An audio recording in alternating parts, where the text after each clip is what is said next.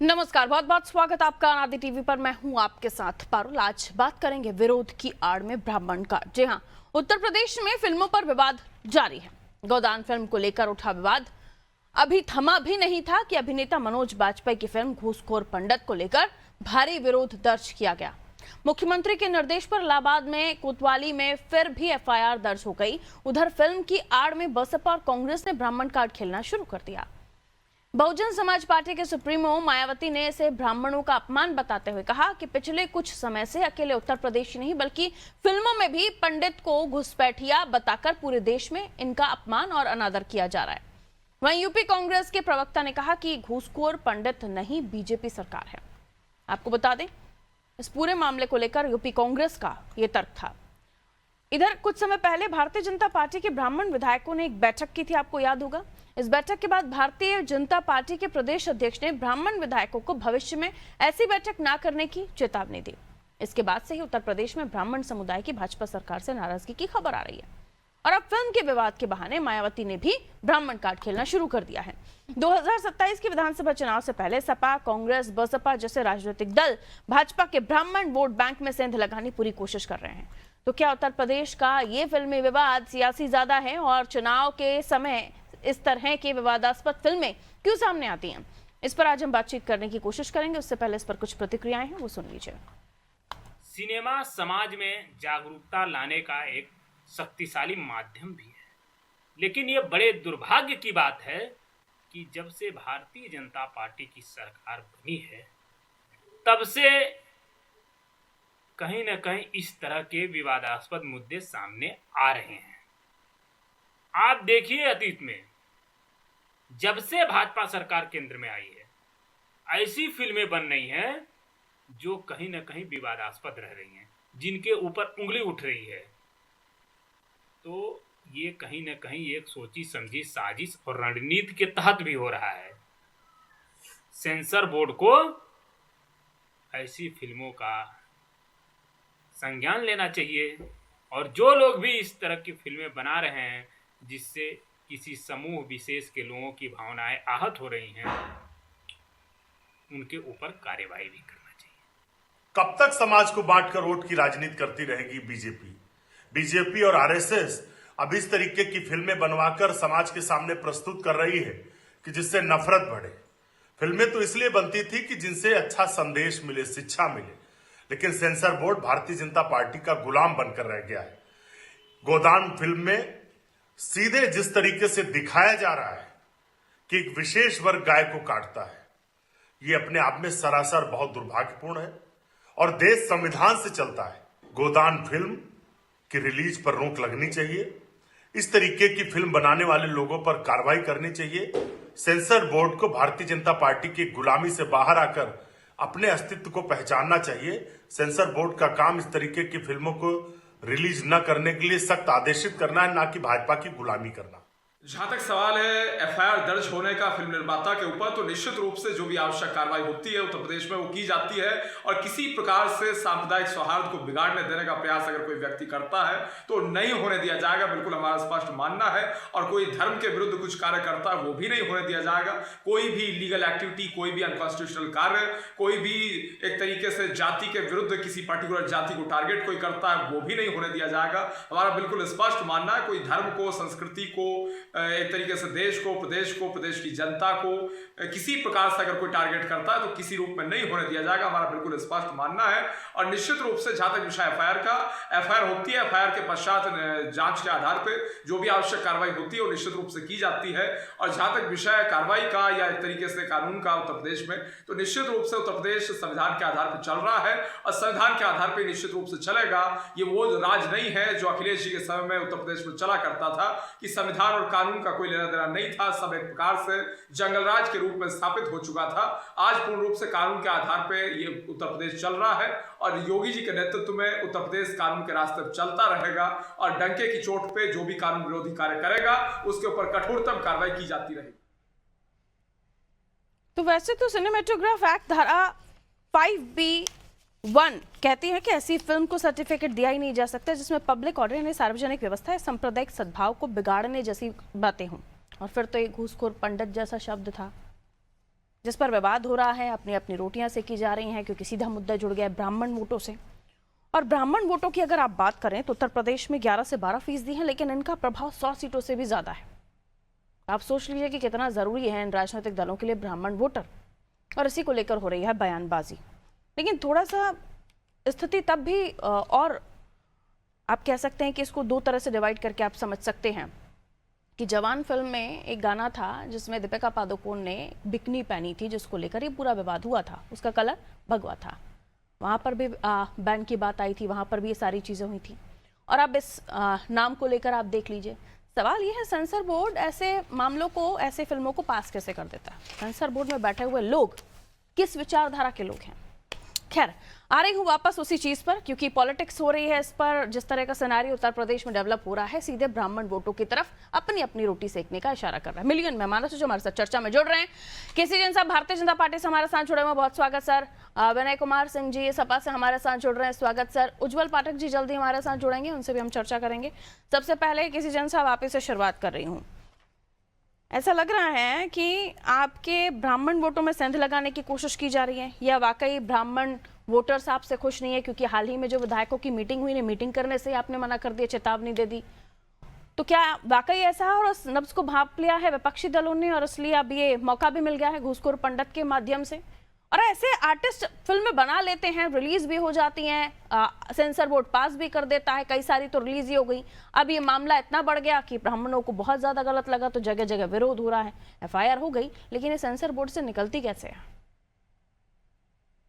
देखिए पारुल जी, पहली बात तो ये कि फिल्म के नाम को लेकर के जो विवाद हुआ, और उसके बाद से आप देखिए कि प्रदेश सरकार ने तत्काल उस पर एक्शन लिया है।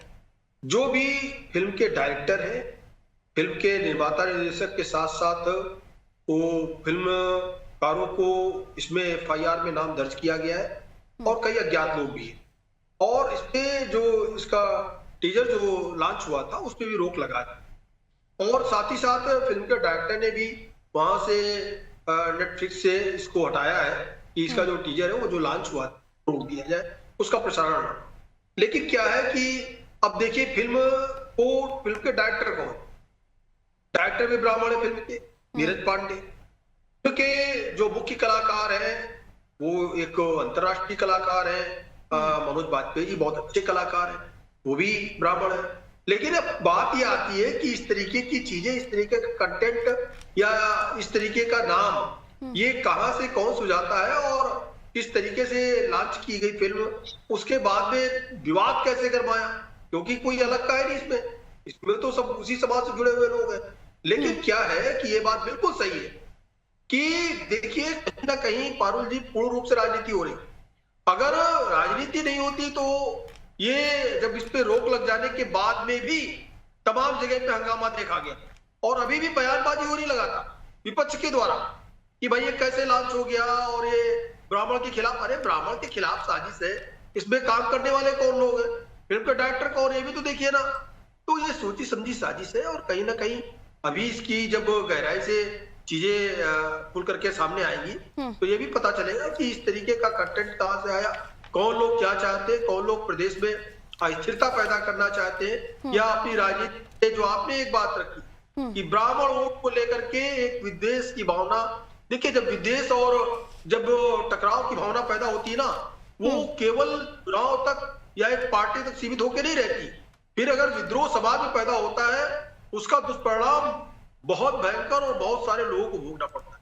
जो लोग इसमें नहीं जुड़े होते उनको भी उन चीजों का ग्रास बनना पड़ता है। तो उत्तर प्रदेश में लॉ एंड ऑर्डर की व्यवस्था मेंटेन है, और कोई सोचे कि किसी भी सोची समझी साजिश के तहत कोई इस तरीके का विद्वेष पैदा करेगा, जाति भेदभाव पैदा करेगा। दरअसल क्या है, विपक्ष के अंदर खलबलाहट क्यों है? उसका सबसे बड़ा कारण यह है क्योंकि भारतीय जनता पार्टी हिंदुत्व को लेकर के चलती है। संघ जो विचारधारा है वो तो सबको हिंदू मानते हैं, संघ के लोग वो कहते हैं कुछ कन्वर्टेड है, कुछ हमारे यहाँ के परंपरागत हिंदू है जो दूसरे धर्मों में कन्वर्टेड है, तो किसी को अलग मानते नहीं, सबको अपना मानते हैं। भारतीय जनता पार्टी सबका साथ सबका विकास का मॉडल लेके बढ़ रही है। लेकिन इनके लिए जो सबसे बड़ा कांटा है ना, इनको दिखाई दे रहा है कि भाजपा को जो वोट मिल रहा है वो एकता के कारण, माननीय मुख्यमंत्री योगी आदित्यनाथ ने जब कहा था कटेंगे तो बटेंगे, इतना हंगामा इन्होंने किया ठीक है। था, वही बांटने की राजनीति ये कर रहे हैं, लेकिन ये होने नहीं दिया जाएगा। ये सिर्फ राजनीति के लिए नहीं, मैंने वो ये भी जिक्र किया कि सत्ता, आपके यहाँ भ्रष्टाचार ब्राह्मणों की और बैठक भेदभाव होना, जो पैदा वहां से करेगा ग्रीन तो सिग्नल मिलना, तो ये कुछ तो आप भी आसानी कर ही दे रहे हैं। जो वोट बैंक अगर आपका उसमें सेंध लगाने की कोशिश हो रही है, तो 52 ब्राह्मण विधायकों का जो मीटिंग हुआ उसके बाद एक सिग्नल तो आप लोगों की तरफ से भी मिला था कि आपके यहाँ भी कुछ ठीक नहीं चल रहा है। एनीवेज सर, वापस आ रही हूँ। जब हम कंटेंट की बात करते हैं तो ऐसे ऐसे घिनौने कंटेंट भी पड़े हुए हैं जिसको रिलीज ही नहीं करना चाहिए। हमारे समाज में कभी ऐसी चीजें देखी नहीं जाती, कभी ऐसी चीजें हमने देखी नहीं, लेकिन अब वो दौर है जिसको मॉडर्नाइजेशन के नाम पर आप कुछ भी परोसे दे रहे हैं, और फिर ये फिल्मों की बात आ जाती है तो विरोध हो जाता है, क्योंकि भावनाएं आहत हो जाती हैं आप लोगों की। ठीक है, लौट रही हूँ। विनय कुमार जी हमारे साथ जुड़े हुए हैं।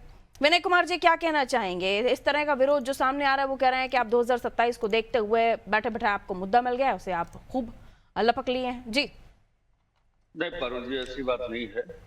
होता क्या है कि जब कोई जख्म होता है और जब उस जख्म को कुरेदा जाता है तो दर्द ज्यादा होता है। तो इस सरकार के अंदर जिस तरह से ब्राह्मण समाज का विरोध लगातार ब्राह्मणों के साथ अन्याय किया जा रहा था, और उसी में ये पिक्चर आ जाती है जो इस तरह का नाम है, तो दर्द होना तो लाजमी है। कोई भी होगा, दर्द तो होगा कि आखिर क्या बात है कि हर तरह से हर तरीके से हम ही को जो हमारे साथ अन्याय किया जा रहा है, तो वो ध्यान जाता है उधर। और इस दर्द को पीडीए से ज्यादा कौन जानेगा? जो पीडीए समाज की, चाहे दलित है, चाहे बैकवर्ड है, उनको जाति के नाम से लोग समाज में पुकारते रहते, इन सब दर्द को पीडीए से ज्यादा कोई नहीं समझ सकता है। और इस तरह से नहीं होना चाहिए, क्योंकि देखिए पिक्चर वगैरह जो है समाज को एक संदेश देते हैं, बढ़िया संदेश देते हैं। लेकिन आजकल आपने कहा ना कि पिक्चर कैसे कैसे पिक्चर बन गए हैं कि जो देखिए आप अब ऐसे ही देखिए पिक्चर और फाइल के रूप में रिलीज हो गई है, एप्स्टीन फाइल। तो इस तरह की जो है चीजें जब आती हैं समाज के अंदर तो अच्छा नहीं लगता है, और ये नहीं होना चाहिए। और भारतीय जनता पार्टी को ध्यान देना चाहिए। ठीक है विनय जी, आप इस तरह की हर फिल्म के खिलाफ हैं या सिर्फ यही फिल्म आपको पसंद नहीं आ रही है आपकी पार्टी को? ये थोड़ा सा क्लियर कीजिए। इस तरह मैंने आपको पहले ही कहा कि इस दर्द को पीडीए से ज्यादा कौन समझ सकता है। समाज के अंदर जिस तरह से, चाहे फिल्म का नाम रख करके, अभी गोदान की बात है देखिए, तो पीडीए समाज के ही लोगों को उसमें जो है दिखाया गया है किस तरीके से। तो ये भारतीय जनता पार्टी की संकीर्ण मानसिकता है, इसमें कोई दो राय नहीं है, किसी से छुपा हुआ नहीं है। आज उत्तर प्रदेश या देश के अंदर जिस तरीके से इस समाज को, एक समाज को के साथ अत्याचार किया जा रहा, सब देखा है। आज ब्राह्मण के साथ, कल दलित के साथ, बैकवर्ड के साथ, क्योंकि इनकी मानसिकता जो संघ की मानसिकता रही है वो देश के लिए नहीं रही है कभी भी। इन्होंने कभी देश के लिए काम ही नहीं किया। इन्होंने देश की आजादी में जब योगदान नहीं दिया तो आज इतने साल की सरकार हो गई, 5-10 साल होने जा रहा है उत्तर प्रदेश के अंदर, विकास पे बात ही नहीं होती है, बेरोजगारी पे बात ही नहीं होती, मुख्यमंत्री करते ही नहीं। हम तो कहते हैं हमारे राष्ट्रीय अध्यक्ष ने काम किया, आइए हम आप बैठ करके डिबेट करते हैं, आप हमारे बात को काटिए, हम अपने विकास को बताते हैं, आप अपने विकास को बताइए, और देखें कि जनता के लिए और इससे अच्छा क्या हो सकता है। लेकिन भारतीय जनता पार्टी की ये सब नहीं है। हिंदू, मुस्लिम, बैकवर्ड, दलित, संविधान खत्म कर दो, इनके आरक्षण को खत्म कर दो, इनके अधिकार को खत्म कर दो, इनके साथ अन्याय कर दो, यही सब चीजें हैं। भारतीय जनता पार्टी केवल लोगों को लड़ाने भिड़ाने में ही विश्वास रखती है कि कैसे लोगों को तोड़ा जाए। समाजवादी पार्टी का बदला स्वरूप भी अच्छा है, क्योंकि इससे पहले भी इस तरह के नाम से फिल्में उनको टाइटल दिए गए हैं, लेकिन अब ये गुस्सा आपका अच्छा लग रहा है। हालांकि ये भी कई बार खबरें सामने आई कि अलग अलग नेताओं के तरफ से भी आप लोगों को विरोध झेलना पड़ा, और फिर आप लोगों का एक चेहरा तब भी सामने आता है जब परशुराम जयंती को लेकर आपका थोड़ा सा जो इशारा है वो चेंज हो जाता है, वहां पर भी आप लोगों को जो समुदाय है उनका विरोध झेलना पड़ता है। तो इसलिए मैंने कहा थोड़ा बदला आप लोगों का मिजाज अच्छा लग रहा है। परशुराम के नाम से छुट्टियां हमने करी थी, आज भारतीय जनता पार्टी ने उन छुट्टियों को खत्म कर दिया। इनको केवल ब्राह्मण का विरोध करना है, ब्राह्मण समाज के बराबर, पता नहीं क्या है, क्यों ऐसा कर रहे हैं, मैं समझ में नहीं आ रहा। भगवान परशुराम के नाम पे छुट्टी था, उसको खत्म कर दिया गया। ये क्या बताता है? बहुत से स्टेप बाय स्टेप हम बताते जाए कि कहां कहां पर ब्राह्मणों के साथ अन्याय हुआ, कहां पर दलितों के साथ अन्याय हुआ, कहां पर पिछड़ों के साथ अन्याय कर रहे, कहां पर अल्पसंख्यक के साथ अन्याय कर रहे। तो बहुत लंबी लिस्ट है, ऐसा नहीं। अब समाजवादी पार्टी ने हमेशा सबका सम्मान किया, ठीक है, चाहे ब्राह्मण हो, यूजीसी का मामला हो चाहे ये मामला हो, ब्राह्मणों को लेकिन आपकी आवश्यकता नहीं पड़ी। भी बोला हमने किसी के साथ उन्होंने अन्याय खुद नहीं अपनी आवाज उठाई, ठीक है, कोई निर्दोष फंसना नहीं चाहिए। ठीक है। कई सारे मामलात हैं, क्योंकि मेरे दो और मेहमान जुड़े हुए हैं, इसलिए मैं और डिटेल में नहीं जाऊंगी, आगे सवाल उन्हीं से लूंगी। उज्जवल पाठक जी भी हमारे साथ जुड़ गए हैं, बहुत स्वागत करती हूँ आपका सर। चौधरी जी भी हमारे साथ जुड़े हुए हैं बसपा से, बहुत स्वागत सर आपका भी। उज्जवल जी, सब आप ही से आगे बढ़ते हुए इस प्रश्न को कि आखिर ये जो विरोध हो रहा है, ये चुनावी विरोध है, वोटर्स को साधने का विरोध है, खासतौर पर ब्राह्मण वोटर्स को साधने के लिए आप लोगों को ये अपनी प्रतिक्रियाएं देनी पड़ रही हैं, क्योंकि इससे पहले भी इस तरह के मामला कई सामने आए हैं, इस तरह से तो कभी सियासी प्रतिक्रियाएं आई नहीं। हाँ जी, देखिए पारुल जी, भारत विविधताओं का देश है और भारत में जाति, धार्मिक और तमाम सांस्कृतिक विविधताएं हैं। भारत में या कि उत्तर प्रदेश में कहीं भी ऐसी कोई भी साहित्य, फिल्म या ऐसा कोई भी कलाकृति या कुछ भी प्रकाशित नहीं होना चाहिए जिससे किसी जाति, धर्म या विशेष समुदाय विशेष की भावनाएं आहत हों, उसको कहीं ना कहीं उपेक्षित महसूस हो, अपमानित महसूस हो।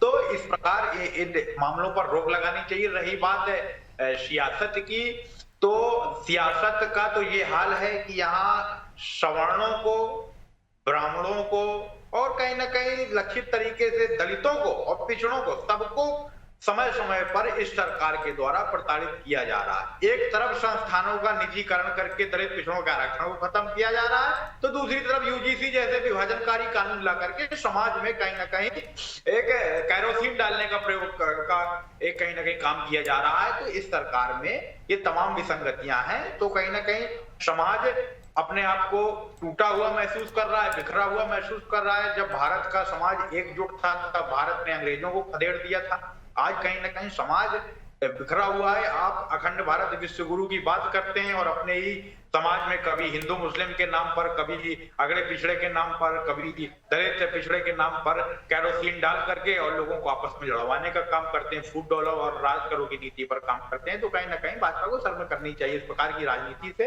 और इन फिल्म निर्माताओं के ऊपर कार्रवाई करनी चाहिए जो ब्राह्मणों का या विशेष समुदाय विशेष का अपमान कर रहे हैं, उनकी भावनाओं को ठेस पहुंचा रहे हैं। इसके साथ साथ उनके संवैधानिक और गरिमा का अधिकार है जो अनुच्छेद 21 के अंतर्गत आता है, गरिमा का अधिकार, सम्मान का अधिकार, उसको भी कहीं ना कहीं खारिज करने का प्रयास कर रहे हैं। तो कार्रवाई होनी चाहिए और सख्ती से कार्रवाई होनी चाहिए इसके ऊपर। कार्रवाई तो हो गई सर, एफआईआर भी हो गई, लेकिन ये चूजी बयान आते हैं। इससे पहले भी मैंने जिक्र किया जो हाल ही में जो गोदान फिल्म है उसका भी, उससे पहले जवान फिल्म का भी, ये इतनी कड़ी और तीखी प्रतिक्रियाएं तब क्यों नहीं आती हैं उज्जवल जी? देखिए मैं आपको बता रहा हूं, आप देखिए जवान फिल्म में आप अपने हिसाब से ऐसा सोचें भाई किसी धर्म विशेष की समुदाय की कहीं ना कहीं अपमान हुआ है तो आप अपनी आपत्ति दर्ज कराइए, लेकिन इस फिल्म में साफ तौर पर जाति विशेष का नाम लिया जा रहा है। मैंने कौन आपत्ति दर्ज कराई कौन नहीं दर्ज कराई ये मैंने कहा ही नहीं। मैंने सवाल पूछा कि ये जो तीखा गुस्सा, आक्रोश, ये तब क्यों नहीं दिखता है? तब भी तो अपमान हो ही रहा है ना।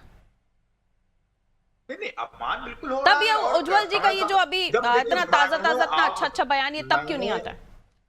मैंने आपको शुरू में ही बताया था कि किसी भी व्यक्ति की धार्मिक और जाति भावनाएं यदि हाथ होती हैं तो उस कंटेंट को पूर्णतः प्रतिबंधित करना चाहिए। ओके। तो सरकार तो अब आप ये बताइए, आप हिंदुत्व का ढिंडोरा पीट रहे हैं। यदि कोई मूवी आई थी जिसमें हिंदुत्व की भावनाओं को ठेस पहुंची, सेंसरशिप बोर्ड है आपका, आप पहले उसको देखते हैं, परीक्षण करते हैं, विश्लेषण करते हैं, फिर उसको रिलीज करते हैं, तो ये किसका फेलियर है? ठीक है, वो तो फेलियर है ही। मैंने आपकी भावनाओं के जो चूजी आपकी जो भावनाएं उभर कर सामने आते हैं ना, उसको लेकर सवाल किया था कि उस वक्त जवान मूवी में भी भगवा का विरोध बताया गया था कि वहां पर उस गाने में गलत तरीके से उस चीज का उपयोग किया गया।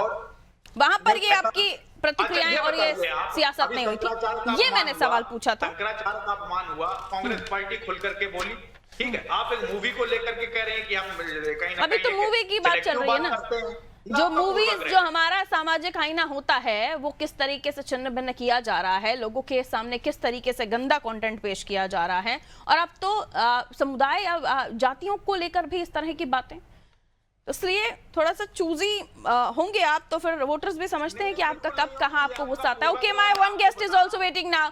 चौधरी जी सुन पा रहे हैं? विप्लव चौधरी जी। जी जी जी, आप ऑडिबल। माया जी को बहुत बुरा लगा इस फिल्म को लेकर, जो घूसखोर पंडित नाम दिया गया, उसको लेकर बड़ा गुस्सा आया उनको। हालांकि इस फिल्म के प्रमोशंस हटा दिए गए हैं और इस फिल्म में काम करने वाले भी इसी समुदाय से बिलोंग करते हैं, तो ये गुस्सा ऐसा भी होना चाहिए ना कि जो काम करने वाले लोग हैं और जो इस फिल्म को रिलीज करने वाले लोग हैं, सबको लेकर गुस्सा होना चाहिए। और ये हमेशा एक तरह का, अगर आप लोगों का जो गुस्सा है वो समझ आता है, ये समय समय पर बदलता क्यों रहता है सर? नहीं, समय समय पर बदलने जैसी कोई भी बात नहीं है। पारुल जी, मैं आपको अगर पूरी डिटेल में अगर आइटिनरी समझाओ इस पूरे विषय के पीछे, इसमें सिर्फ एक, कोई भी हो, किसी भी जाति को लेकर के जब भी कोई अपमानित बात कही जाती है, किसी भी जाति को लेकर के, किसी भी समाज को लेकर के जब भी कोई इस तरह की अभद्र टिप्पणी की जाती है, तो बसपा ने सदैव इस तरह के नैरेटिव का खंडन किया। और बसपा की हमारी जो नेता है आदरणीय बहन जी ने सदैव उसका खंडन किया। और हम इस तरह की चीजों को हम आपको बताएं। आपने अभी एक सवाल भी बीच में कर रहे थे कि क्या ये वोट बैंक है, तो वोट बैंक की बात नहीं, हमारा समाज हो या कोई भी समाज हो, वो महज वोट बैंक की बात नहीं होती, सम्मान की भी बात होती है। एक सम्मान जब भी, और आप देखें इतिहास में अगर जाएंगे तो उत्तर प्रदेश में जब 1989 के बाद जब आखिरी मुख्यमंत्री नारायण दत्त तिवारी जी हुए, उसके बाद से कोई ब्राह्मण मुख्यमंत्री नहीं हुआ। और भारतीय जनता पार्टी ने जब भी ब्राह्मण समाज की राजनीति को चोट पहुंचाने का नुकसान तो कौन किया से है, किसी दल ने किसी ब्राह्मण मुख्यमंत्री को रिप्रेजेंट करते अपना चुनाव लड़ा? बसपा अब लड़ेंगे क्या आप लोग? नहीं, बसपा नहीं मैडम, सुनिए ना, एक बार लेट मी कंप्लीट। तो बसपा ने, जब भी भारतीय जनता पार्टी ने ब्राह्मण समाज की राजनीति को चोट पहुंचाने की कोशिश की, तो बसपा ने स्टैंड लिया। और बसपा ने ही, और जब ब्राह्मण समाज की राजनीति को शून्य की लिया, सीएम फेस प्रेजेंट करके इस तमाम कयासों को धता कर दीजिए कि आप लोग वोट बैंक की पॉलिटिक्स कर रहे हैं। 2007 की सोशल इंजीनियरिंग वो आप दोहरा रहे हैं, ऐसा कहा जा रहा है। Engineering is a different thing. आपकी जानकारी के लिए कर दे रहा हूँ, हरियाणा में हमारा सीएम कैंडिडेट ब्राह्मण कह रहा था, और जो समाज पार्टी राष्ट्रीय पार्टी है। मैं यूपी की बात कर रही हूँ सर, जहाँ कुछ ना होना वहाँ तो आप कुछ भी कर लीजिएगा, लेकिन जहाँ बहुत कुछ हो सकता है वहाँ आप कह रहे हैं हमने तो वहाँ कर दिया। ओके, नाउ टाइम साहब, केसी जैन साहब कहिए, आप ही के लोग तो बैठे हुए हैं जो इन सब चीजों को आगे बढ़ाते हैं। देखिए पारुल जी, बिल्कुल साफ बहुत बात शॉर्ट है सर। कि जो यहाँ पर ब्राह्मण प्रेम जो जता रहे हैं ना, ये केवल और केवल इनका पाखंड है।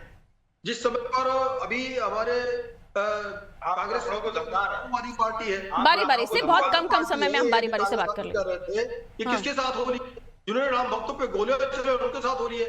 अभी इन्होंने शंकराचार्य जी का भी नाम लिया, शंकराचार्य जी को जिन्होंने लाठियों से पीटा उसके साथ कांग्रेस होली, कह रहे शंकराचार्य जी का अपमान हो रहा है। दूसरी बात देखिए, जब आमिर खान की फिल्म आई थी कि जो है ओ माय गॉड, उसमें किस तरीके से हिंदू धर्म, हिंदू देवी देवताओं को अपमान किया वही मैंने कहा कि ये जो दर्द है ये समय समय पर देखभाल के क्यों आता है, तब किसी ने विरोध नहीं लेकिन किया। फिर मैं कहूंगी सर, सेंसर बोर्ड पे बैठे हुए लोग वही हैं जो इनको पास करते हैं, और इस पर भी आप लोगों का थोड़ा जोर होना चाहिए। ओके, बहुत बहुत शुक्रिया आप सभी का, मेरे को कमांड मिल चुकी है, मैं यहीं पर रुकना मुझे पड़ेगा। बहुत बहुत शुक्रिया आप सभी का। विरोध की आड़ में ब्राह्मण कार्ड इसलिए भी पूछा जा रहा है क्योंकि मायावती जी को भी ब्राह्मण याद आ रहे हैं। प्रमुख मायावती प्रमुख, ये जो उनका पुराना और परखा हुआ तरीका है 2007 में भी सोशल इंजीनियरिंग मॉडल, और इस विवाद के जरिए मायावती शायद ये संदेश देने की कोशिश कर रही है कि भाजपा जो है वो केवल अपना आपका वोट लेती है, सम्मान बसपा करेगी। तो आज की बहस ये साबित करती है कि फिल्म घूसखोर पंडित तो सिर्फ एक बहाना है, असली निशाना 2027 का ब्राह्मण वोट बैंक है। भाजपा को अपने भीतर की कलह सुलझानी होगी तो विपक्ष को अपने तिलक तराजू वाले अतीत का जवाब भी देना होगा। क्या ब्राह्मण समाज इस बार भी इस्तेमाल होगा या अपनी नई राह चुनेगा? दीजिए इजाजत, नमस्ते।